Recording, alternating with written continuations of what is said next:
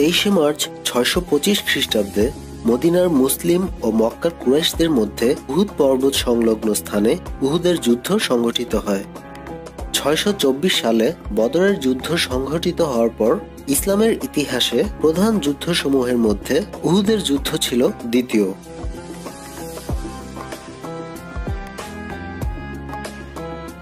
বদরের যুদ্ধের পরাজয়ের প্রতিশোধ নেয়ার জন্য মক্কার কুরাইশদের পক্ষ থেকে এই যুদ্ধের সূচনা করা হয়েছিল। সংখ্যা শক্তি কম থাকা সত্ত্বেও যুদ্ধের প্রথম পর্যায়ে মুসলিমরা সাফল্য লাভ করে। এই যুদ্ধে কুরাইশদের নেতৃত্ব প্রদান করেন আবু সুফিয়ান।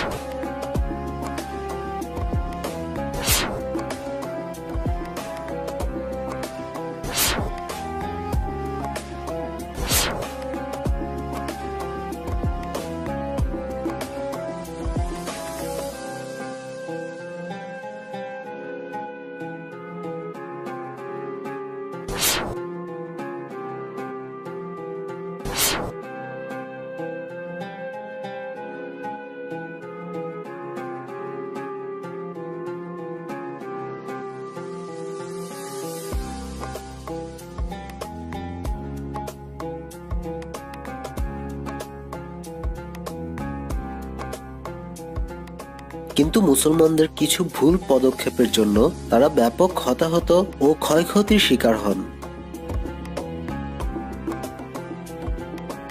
হযরত মুহাম্মদ সাল্লাল্লাহু আলাইহি ওয়াসাল্লাম তীরন্দাজদের নির্দেশ দিয়েছিলেন যে কোনো পরিস্থিতিতেই তারা যেন তাদের অবস্থান থেকে সরে না আসে। কিন্তু তারা অবস্থান পরিবর্তনের জন্য মক্কার অন্যতম সেনাপতি খালিদ বিন ওয়ালিদ মুসলিমদের উপর আক্রমণের সুযোগ পান, যার ফলশ্রুতিতে মুসলিমদের মধ্যে বিশৃঙ্খলা শুরু হয়ে যায়।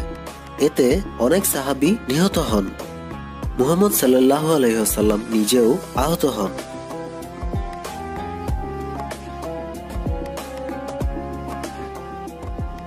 মুসলিমরা উহুদ পর্বতের দিকে পিছু হটে গেলে কুরাইশরাও মদিনা দখলে ব্যর্থ হয়ে মক্কার দিকে তারা ফিরে আসে।